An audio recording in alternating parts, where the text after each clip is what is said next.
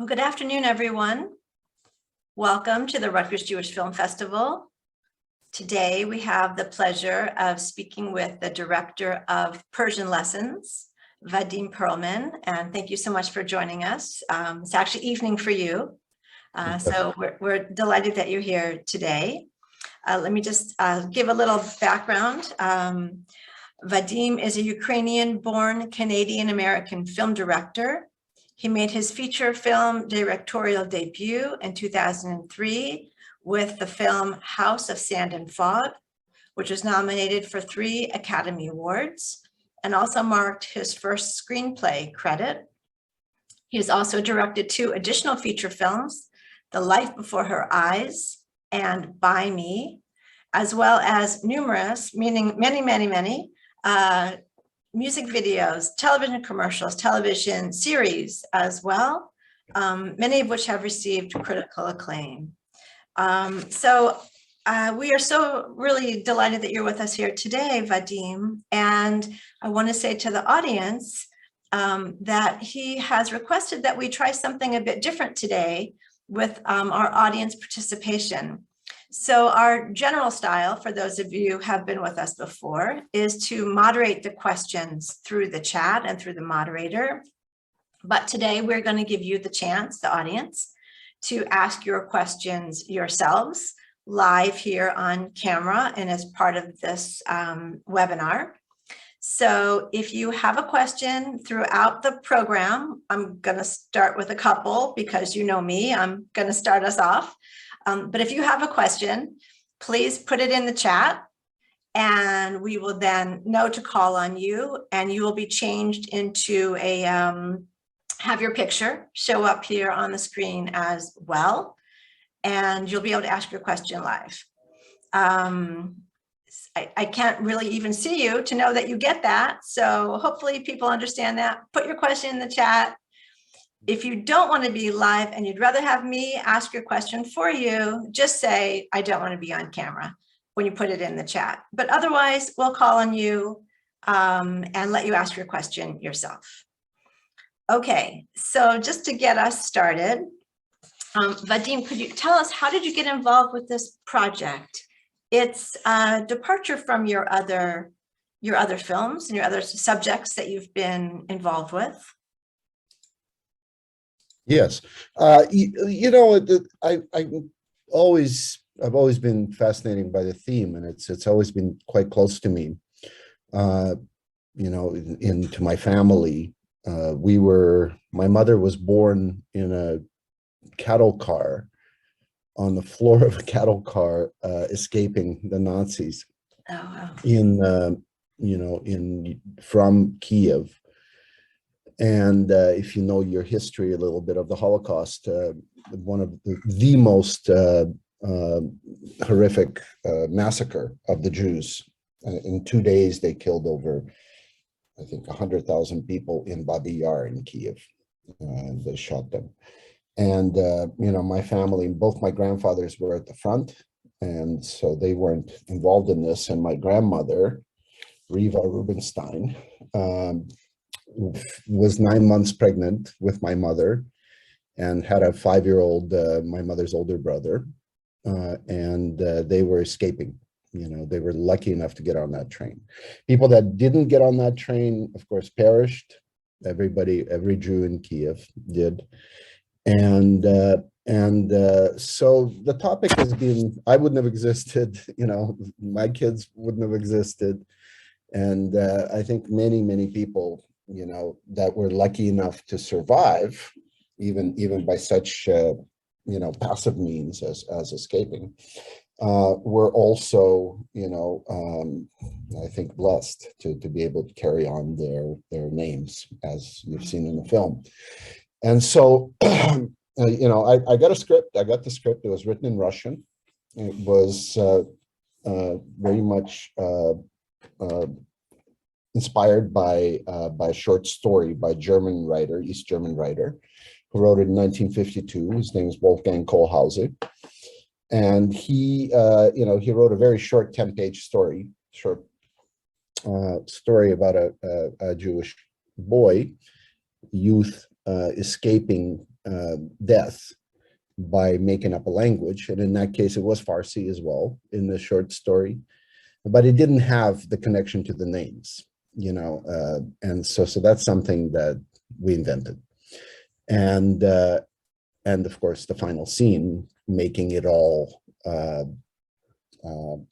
worthwhile, because without the name connection and without this, it would have been just survival of one Jew's story. And it still would have been profound and interesting, but I think I wanted it to be more than that, and more important.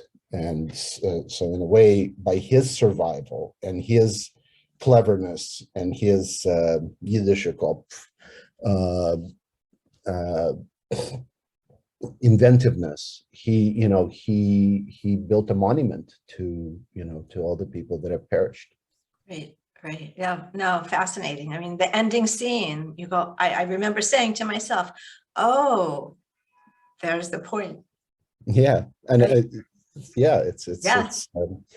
a very good, it's a very profound statement, I think, is that the names would have gone up in flames. The names that went up in flames twice, once in the fireplace of the camp commandant and the other one in the camps, the actual Jews, they were resurrected by him. They were remembered by him. And we all know in our religion, in our tradition, how important those names are, Song of Names, etc. Yeah. Right. So Carol Perlman has a question here. Sarah, can you bring Carol Perlman up? Mother Perlman. Connected to what we're talking about. Yes. Yeah. Let's see. We haven't done this before, so let's see. She's on, so it's allowed to talk. Here she is, Carol. Hi, Carol, would you like to turn on your camera? Love to see if we look alike, the Perlmans.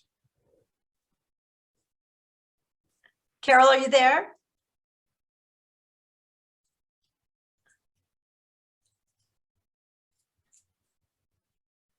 I see Carol's question in the chat, so maybe I can just voice it for her. Okay, Carol, can you hear us, Carol? Do you want to speak? Okay, so Carol, so you see her question. She wants to know if the Germans destroyed many records near the end of the war, how do we have the names of so many prisoners? Well, they kept very good records, and they must have not destroyed all of them, because in the film, the actual names, the names that were written in the book, in the log that they burned later, and the names, of course, that he recited at the end were names of actual Auschwitz victims from France, from Italy, from Serbia, etc. I made sure that that even in making the film, I gave them some sort of recognition. They weren't made up names; they were actual people. So when I watched that part of the film with them burning the lists, I actually thought that was kind of unusual, that because we do have so many records and so many records were left, that they took the time to actually burn them. I don't know how common that was as opposed to just leaving. Yeah, to tell you the truth, I don't either. And I do know that they burned the lists, and this is something that came up in Nuremberg trials, that they burned the lists of on their side, of the soldiers and of the officers and all that, because Germans were very, very anal about this kind of thing. They kept very good records, as we saw. My main character, as we saw that, yeah. And so it's actually in the scene before he throws the commandant throws the book onto the fire. There's the soldier that walks in, a Max character, and he kind of sees the commandant, burning the soldiers before he burned the Jews, which was quite interesting quite interesting, ironic point, is that, and it touches him, he feels betrayed, I guess. Well, Max is such an interesting character throughout, actually. He's almost a caricature of a Nazi of what we think about of following the rules. And Yeah. he wants Riza to be a Jew, and he knows he is, and he won't let it go. No, because, first of all, he knows, they do know. That's the funny thing is that's, number one. Number two is he does, he's an anti-Semite, probably unlike Koch, I would gather to guess, because I don't really think Koch is an anti-Semite. It doesn't make him any better, but I do feel that way. And so he's one of those, like, simple people in my village. We had some of them, and we all knew who they were. Those were his words. Right. And they're like rats, kind of thing, is what he said, which is a very common response. Yeah, he's a I'll just make a statement in a way that it was very, very scary for me to take on this specific story and to take on this specific subject matter, where one, or maybe more than one, of the SS killers, essentially murderers, were in a weird way sympathetic to the viewer. I think that many of us, if we're honest with ourselves, would say that, at the end, we kind of felt for Koch. He got bamboozled by a guy he trusted, and we kind of felt for him in that scene in Tehran. So that was a difficult thing for me to do, but I'll tell you what, I thought about it a lot back then, before even taking on the film. And I thought that in history of film and literature and so on, all the Nazis have always been portrayed extremely flat, extremely cardboard. They're like killing robots.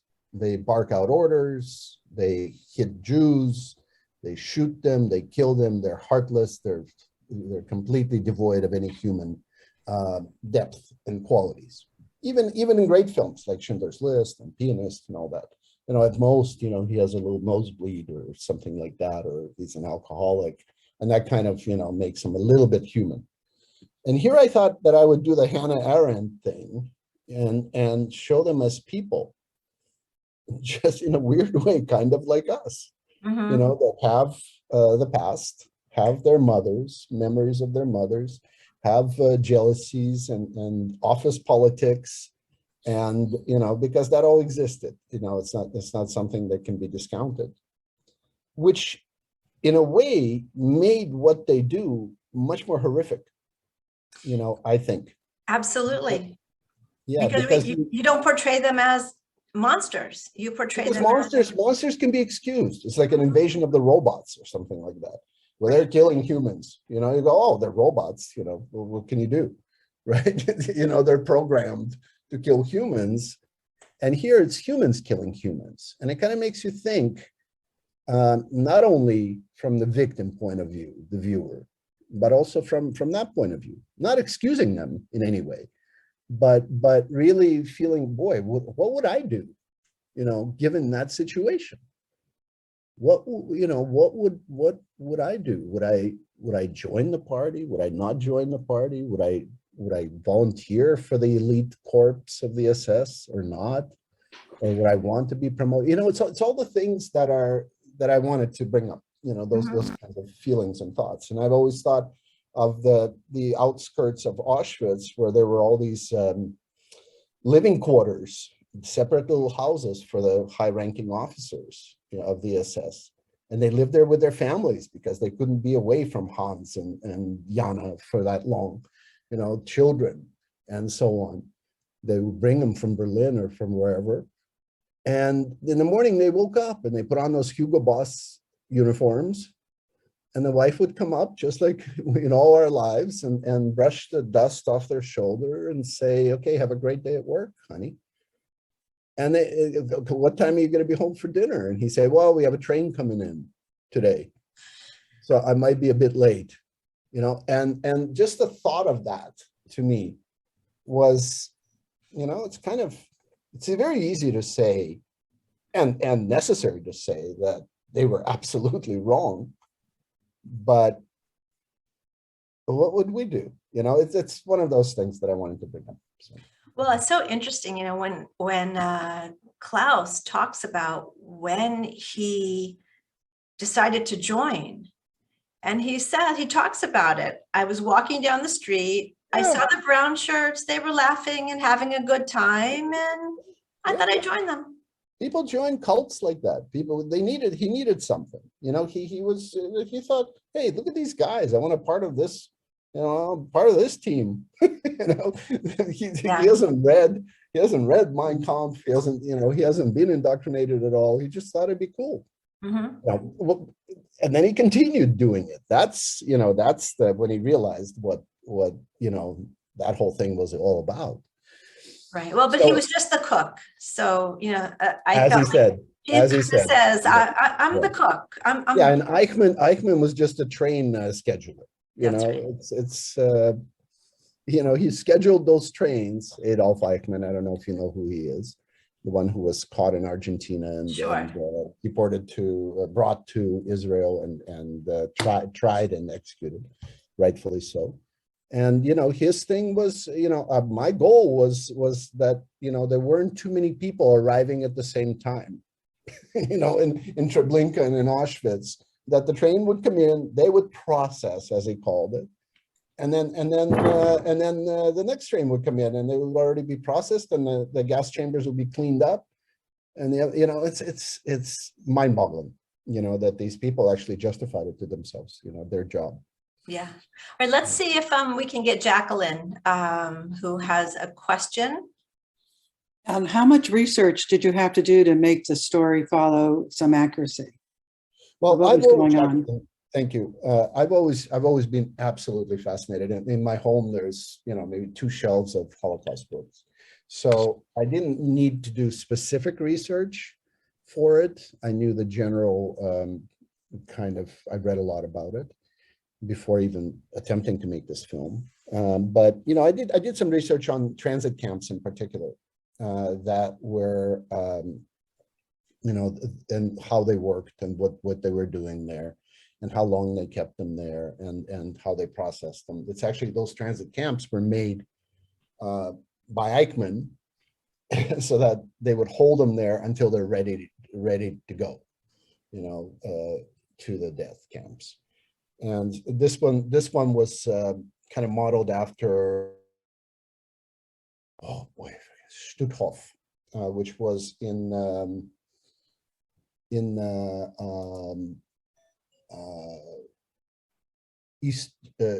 far eastern France, almost on the border of Germany, in the mountains, Alsatian mountains. Thank you. Bert Bueno has a question. Bert, can you turn your camera on, or is that not possible the way that we're I like doing to look people in the eyes when they ask. Yeah, Bert, can you turn on your camera? I thought it was on. Oh, interesting. Maybe we just can't see. Yeah, maybe we just can't see. Sarah, can you try changing that? We'll practice on you, Bert. Oh, I love that. Undo this and try to elevate her to a panelist, and then we'll be able to see her. Let's see if that works. Yeah, that's what you should do, elevate as a panelist. Well, anyway, Bert, ask the question, and when you answer, maybe I'll... Here she comes. Oh, here we go. Excellent. Okay. Oh my God, there I am, as cute as ever.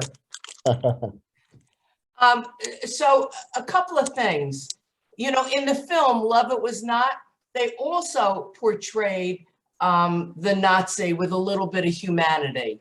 So to your point, a broken clock is right twice a day.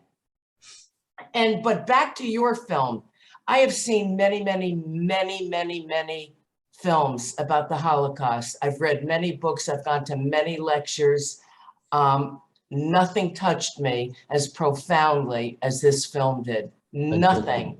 I had to put it on pause 2 or 3 times to just catch my breath. It was profound. It was heartfelt. It was, yeah, at one point I even rooted for the Nazi guy, you know, that he would be able to fly out. There was an ounce of kindness with him. And it's just Thank you. thank you for doing this film. It is, I've been to every single Rutgers Film Festival in 22 years. This is the best film I've ever seen. And so far I've seen 9 of these films. So thank you. It's Thank you, Bert. It's really nice to hear. Thank you. Bert, did you have a question? yeah, so no, I just wanted to make Okay, a statement. I have no okay. question. All right, thank you. Thank you so much. I know that you had said earlier when you wrote that you thought that the story was so unique in a way. And I think because we do see this relationship between a Nazi, he's a cook, he's, you know, has some status there, and a prisoner. The other film, Vadim, I don't know if you know it, that she referred to as a No, I documentary. don't. It's a documentary film.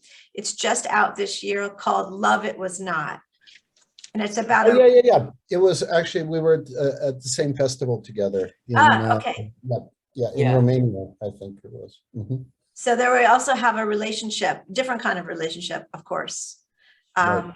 between a Nazi guard and a woman, a romantic relationship. You know, it was, Bert, you know, it's interesting because you mentioned it. I haven't seen that many Holocaust films. I haven't seen Schindler's List. You know, I purposely not watched other movies, especially after, you know, taking on this one.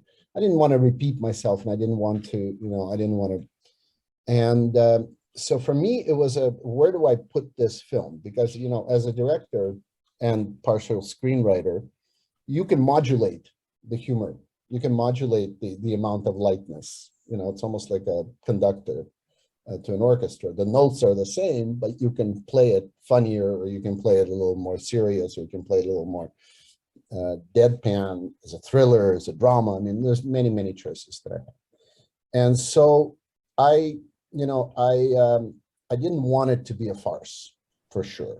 I didn't want it to be at the extreme, like a Hogan's Heroes or Jojo Rabbit even, which I didn't like. I didn't like that film. You know, a little bit further down the line, it's probably Life is Beautiful, since you're such a knowledgeable person of the Holocaust films. And I'm talking about just the amount of lightness in the film vis-a-vis the subject matter, you know.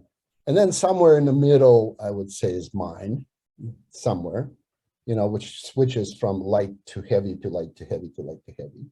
And then at the other end of the spectrum is, I guess, Schindler's List, Shoah, Pianist, and then probably at the very far end is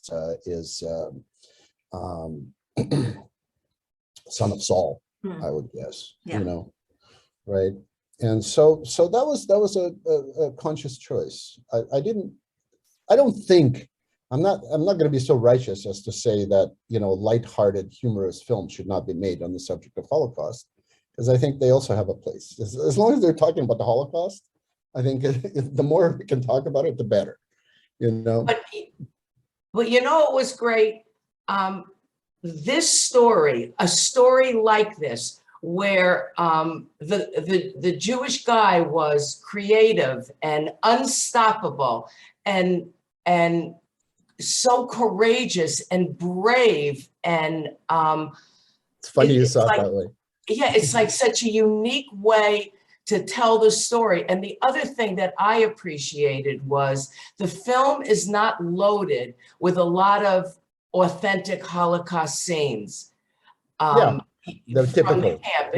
You mean that we've seen before, right? Yeah. So you really, as the audience, you really were able to focus on these 2 characters, and which I think was very clever on your part. Bravo to you. All right, Bert, thank you so much for joining us. Nice to see you in person also. Yes, Karen, I miss you. Yes, same here. Okay, we're gonna let the next person come on. And we have Professor Leslie Fishbein. Let's see if I can get her up here.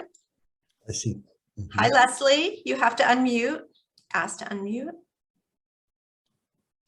Hi, Leslie. Hi. No, this was a very moving film. Thank you.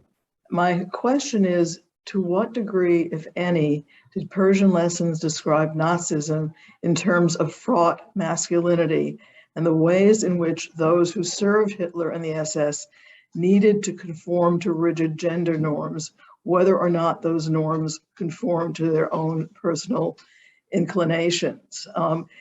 I felt there were a lot of Freudian elements in the film, Thank and you. that they affected both the males and the females. And while we think of concentration camps as disciplining the inmates, I think what I saw in the film was, to a certain degree, a disciplining of those who were supposed to be doing the disciplining. And I Office was wondering politics. if that conformed to the way you saw it. Office politics. I did. I think most of it was inadvertent, as these things always are. I'm a firm believer that you cannot start. You can't build a creative piece, whatever it may be, around a metaphor. I think that metaphor has to find itself kind of in the material. That's my thing, because if you start building it around a metaphor, you're being too clever for your own good, and you're not serving the material that much. So I'm happy you found that. I think it is in there, but it wasn't built in. It's not something that we consciously went about being. As a matter of fact, there was a huge I wouldn't say fear, because I don't have really a point of view on it, but making them kind of vaguely homosexual kind of relationship between the two, and there were moments where people were wondering, and there were certainly hints by the commandant, that in his office when he was talking to Paul, said your lover, and so on. So I tried to get away from it, but I think it was just, pardon my language, it was just dick jokes, essentially, that were going on in the, that was, essentially the impetus of the whole thing. Yeah, but that sort of levels the playing field, because you make those kind of jokes with a peer, not with your superior. Yeah, exactly. It has an interesting twist. Exactly. What are you a professor of, Leslie? I'm curious. American Studies. I've worked with other departments, but my main department is American Studies. And Leslie is also on our film festival selection committee as well, with our films, right? So Leslie, nice seeing you. Haven't seen you in a long time. Well, we'll get rid of pandemics. I think that's the first form of attack. Right. Thanks so much for joining us. I'm going to ask the next question. The person didn't want to be on camera, and maybe someone can get us ready for the next one. There's a constant sense of stress and dread for the main character throughout the movie for the empathetic viewer. Do you consciously maintain that tension in making the film? Yes, absolutely. Absolutely. It's just something that as I said, I modulated, the whole time. That's something that actually happens in the writing process more than the directing process, where you try and build the structure of the screenplay that it constantly escalates the tension. And otherwise, it just, there's nothing to root for. There's nothing to do.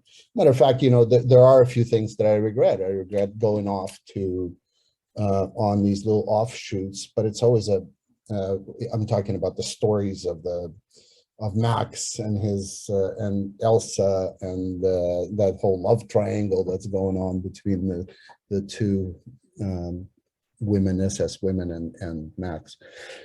But I also felt that it might have been necessary to show that as well, to show that they had this parallel lives that went on that didn't have anything to do with Jews or camps or anything like that. I think that speaks so much to what you mentioned earlier about wanting to show that Nazis and as a more rounded characters. I was thinking that this is the most, I've seen a lot of Holocaust films also, the most that we've seen the Nazis in the film talking about other things. Exactly. going on a picnic and going on a date and watching the women Singing through the songs window and in the yeah, shower, right? Singing that Yeah. song together. yeah. It's not what we typically see. So that No. I felt like it gave us this other window into them and what they were thinking about while they're in these horrific. I would love to make a film that's even more that way, that where you're like essentially it's a behind the scenes in a very strange In a very way. strange way. Yeah, of a horrific event, kind of thing. So Right. yeah. Okay, we have Harriet Pakula-Tulis coming on. Harriet, we don't see you though. Can you turn on your camera? I just clicked it. So there I am. Oh, You again. were there for a second. Click it again. It went back There you go. Okay, Yeah. now we can see you and let's with see. my earmuffs on. Great. There you go. There's a very interesting discussion that goes on between Jews and non-Jews when the non-Jews discuss the world without end, the secula seculorum, where you go to the world beyond. And it becomes very difficult to explain that Jews live on in their good name. And the movie makes such an extraordinary point. And the movie just goes to make that point that these Jews will live on in their good name. Yeah. And it's an exquisite moment. Yeah. And he inadvertently, by saving his skin, inadvertently, and that's why he cries at the end. When he's reciting the names, he is not crying for, why would he be crying at that point? Everybody else, Everybody else is crying too. Yeah, thank you. But, he's crying because he's realizing what he's done, Yes. that he has saved 3,840 people. It's a beautiful story. Yeah, thank you. Thank you very much. Thank you, Yeah. Harriet. We showed a film about 3 years ago called The Song of Names. Yeah, you know what? I was supposed to do that film. No kidding. Okay. Yeah, it wasn't enough for me, in a way. It wasn't enough. It was, and what I've heard, I'm not going to talk bad about it, is that, it didn't end up being so well. It was supposed to be Dustin Hoffman and Anthony Hopkins playing the two roles in my version of it. And they were already ready, and then Anthony broke his leg, so he couldn't do it. Then the other film came. Anyway, so it never happened, but for whatever reason. But I know the whole story very, very well. Yeah, I don't know how much of my also based on a book. Yeah. Right. Yeah. Also based on a book. I can't recall the author's name at the moment, who was a music critic. Starts with an L. Yeah. I believe he's a music critic. And it made me think of it at the very, very end of your film. I mean, I think probably a lot of people here saw that film also with us because of the names and the importance of chanting. There they were, the song remembered the names of everyone who died in a certain town. Yeah. It was a more religious kind of approach to it, I think. And honestly, I couldn't, one of the things that I was terrified about when I was I went quite far. I mean, we already had locations and everything in making this. When I was making that film, was how good does that song have to be?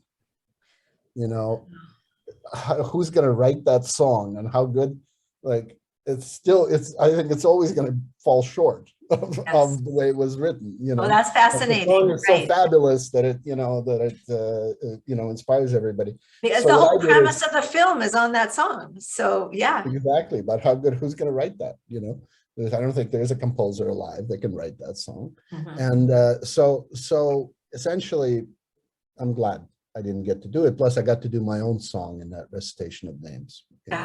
Right. Yeah. Okay, we have Jacqueline Simon back again, and let's see, Jackie, if it works for us this time with you.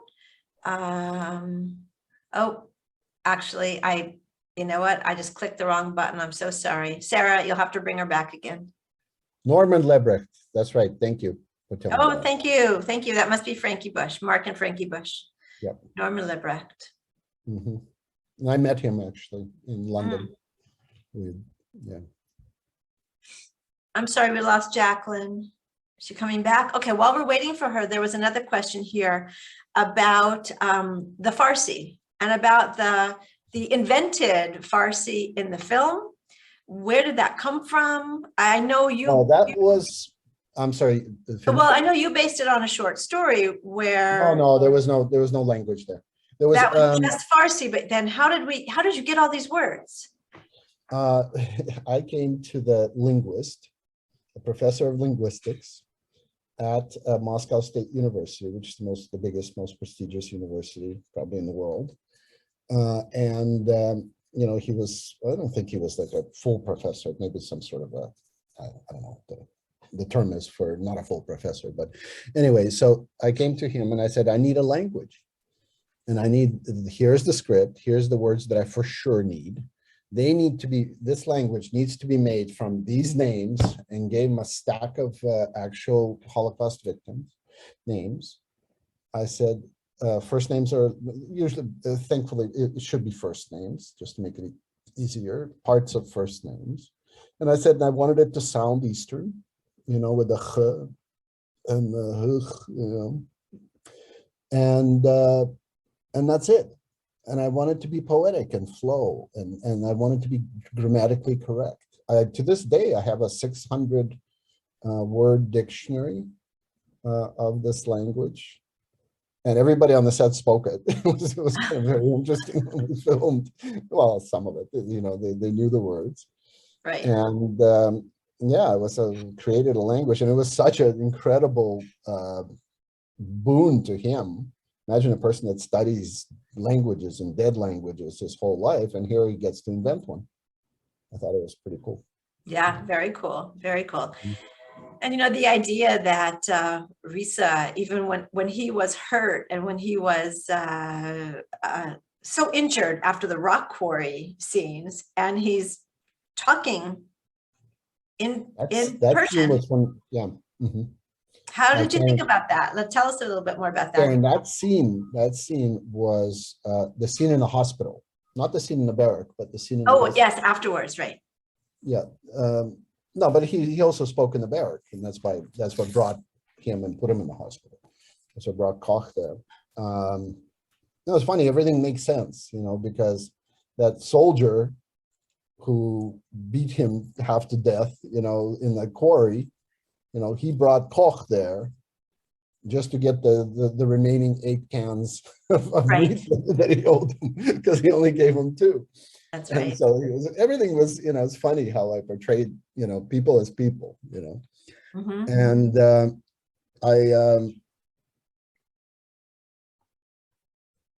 that scene, the hospital scene, and the word Onardon, which meant restaurant, were the only things I took from the short story. Really. Except for the main concept, guy surviving. The concept, right. Yeah, that's it. And I think you've already mentioned this, but was there any truth in the short story? Don't know. It's a question that gets asked a lot all over the world, because the film's now played in 50 countries. And played really well in Germany, I tell you that. Probably one of the best countries that it played in at the Berlin Film Festival. Wow. And that's where it started, right? You had the premiere. It was its premiere, world premiere. It was at the Berlin Film Festival. In Berlin, right? Yeah, they loved it. They really did. It was like a 10-minute ovation and so on. And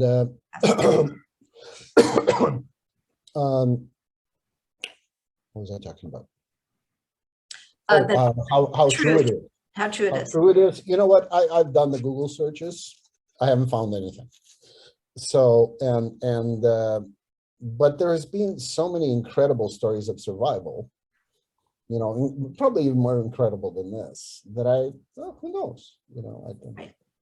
Right. For some reason, and it's very interesting, in some countries, they think that veracity of the story is very important. Otherwise, they don't take this film seriously whatsoever. You know, they don't take it as a fable, as a, you know, as a story that's made up.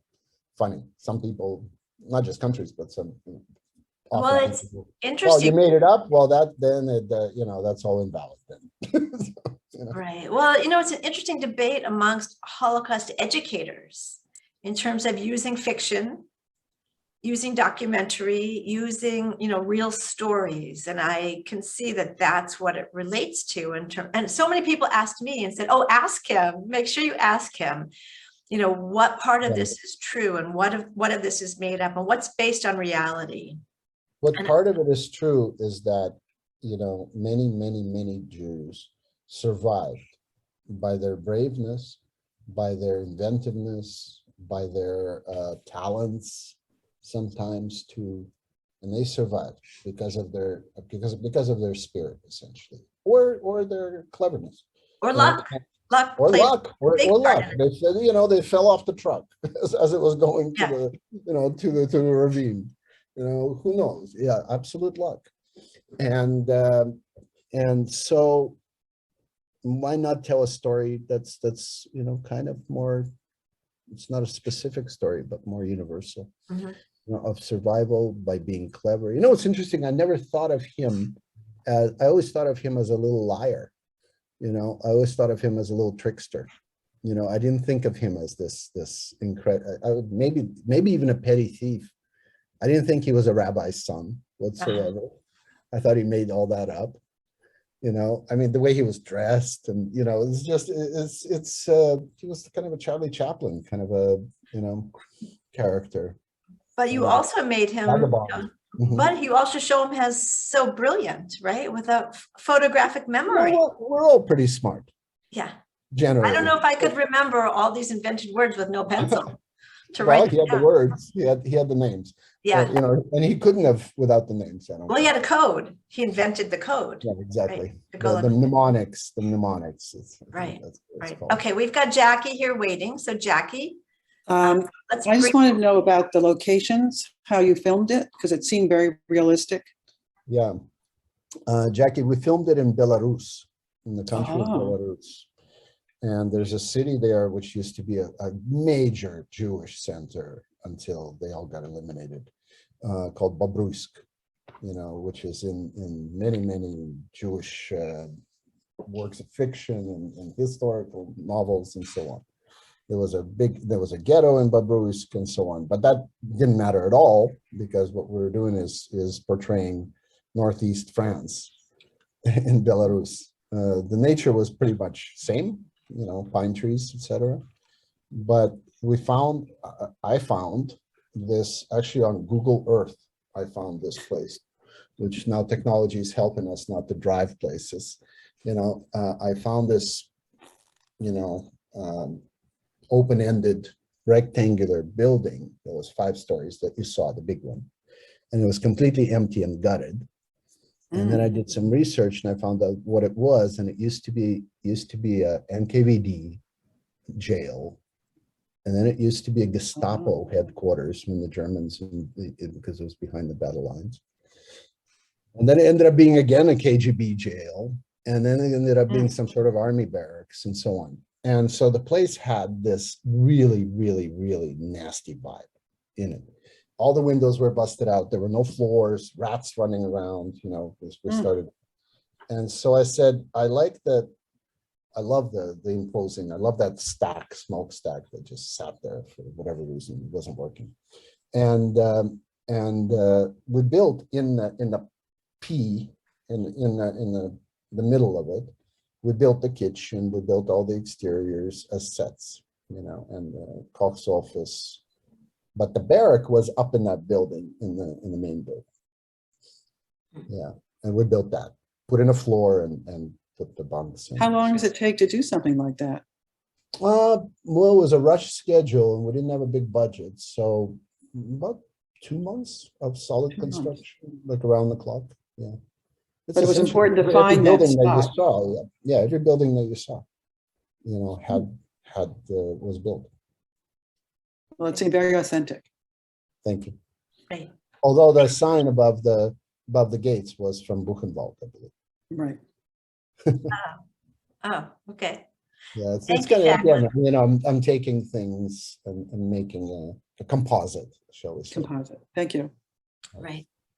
So Vadim, this was a joint production of Belarus, Russian Russian right? money.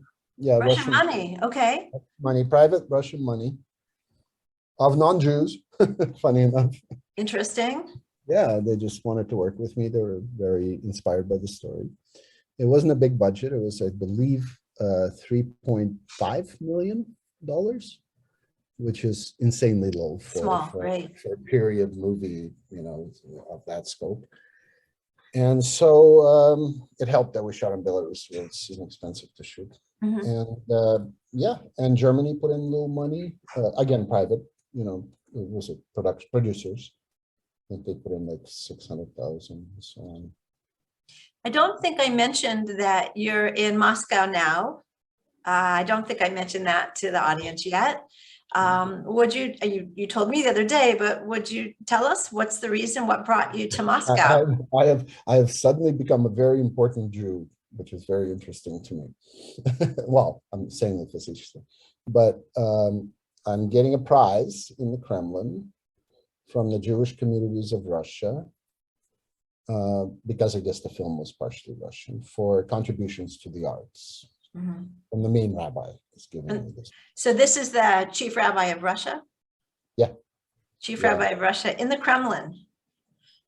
We'll see if it's in the Kremlin. Now there's COVID problems with the Kremlin, so we might be in another place. Wow. Well, congratulations. That is. I didn't bring a kippah. It was while I was already here. They said, why don't you stay and wait for that? Yeah. Interesting. Really interesting.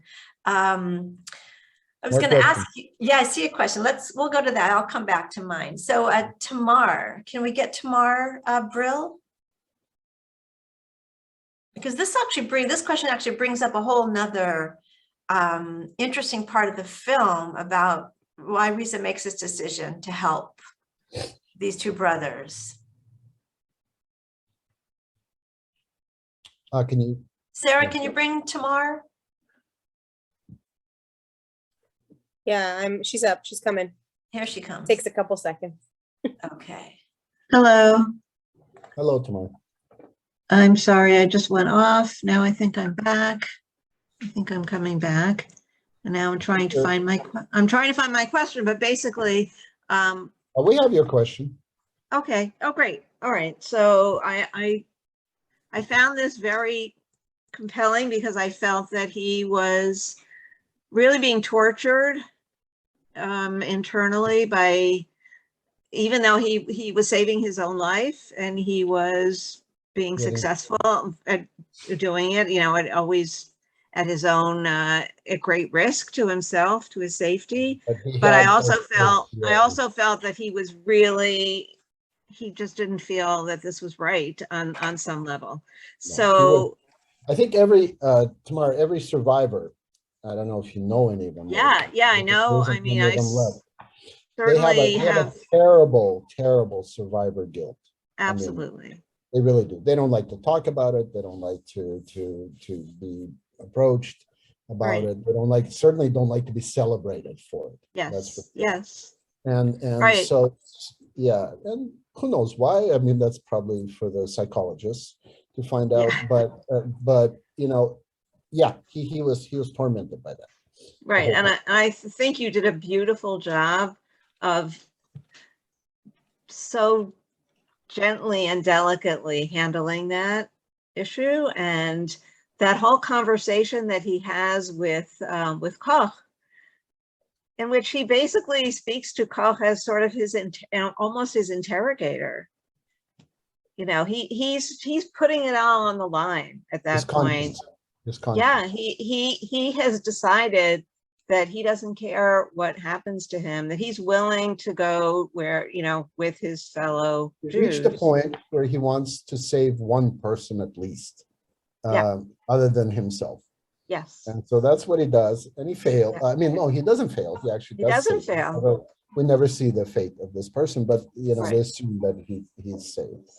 Yeah. But he ends up saving a lot more than Yes, that. exactly, exactly. But it just was such a beautiful depiction of his internal struggle, you know, and how he comes to that. And I love the film. It was really Thank you. beautiful.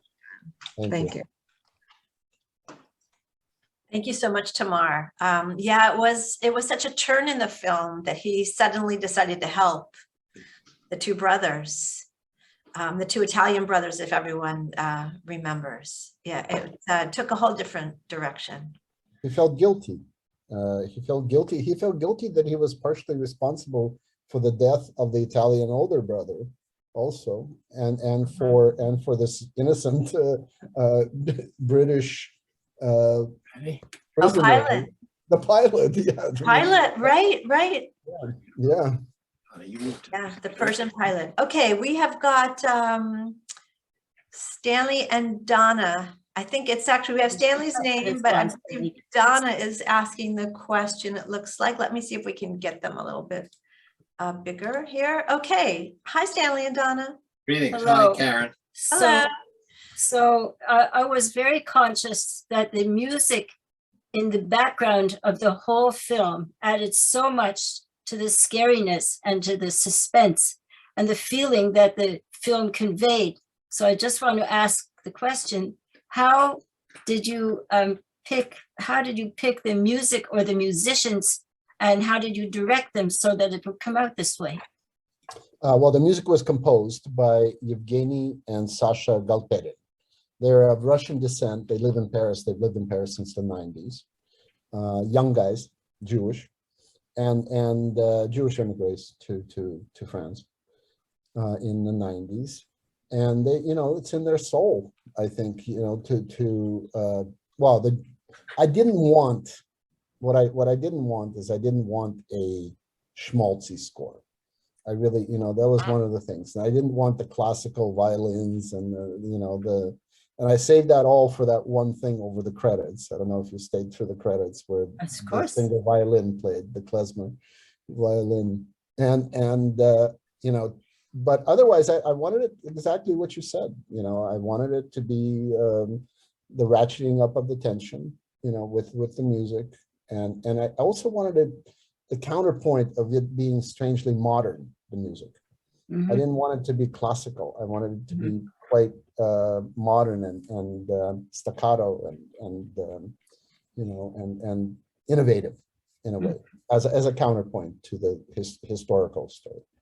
Mm-hmm. It was so effective.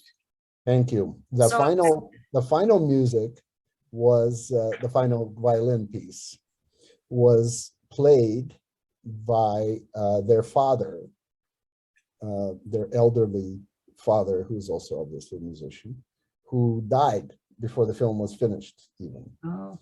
And what they did is they purposely untuned the violin. So it's playing false notes. Out of tune. Yeah, it's out of tune, exactly. And so it sounds even more haunting, I think, that way. Yes, and dissonant. And would I be allowed to ask another question? How did you? By the way, that score, if you really like it, I'm sorry to interrupt, but that score, if you really like it, is available on iTunes, and Amazon and all the platforms. The actual score. Yeah. How would we find it? With the name of the film? Persian Lessons. Persian Lessons. Okay. If you go to iTunes and you put in Persian Lessons, you'll find it. Oh, great. Thank you. Go ahead, Donna. Ask us your next question. May I ask, how did your mother, who was born on the floor of a cattle car, ever survive? Well, she was hungry, that's for sure, because there was a lot of, and my grandmother didn't have any milk at that time. She was fed by another woman, and she was eating, you know, scraps. There was touch and go there for a long time because they ended up in Siberia or somewhere over the Ural Mountains, and she you know, it was touch and go, you know, but she definitely survived. I'm here. And you know, thank God for that. Mhm. Right, right. All right, Donna and Stanley, thank you so much for joining us. Sure, our pleasure. Thank you. Vadim, I think our time is coming to an end a bit, but I wanted to ask you, do you think that you will consider another film project with a Jewish theme?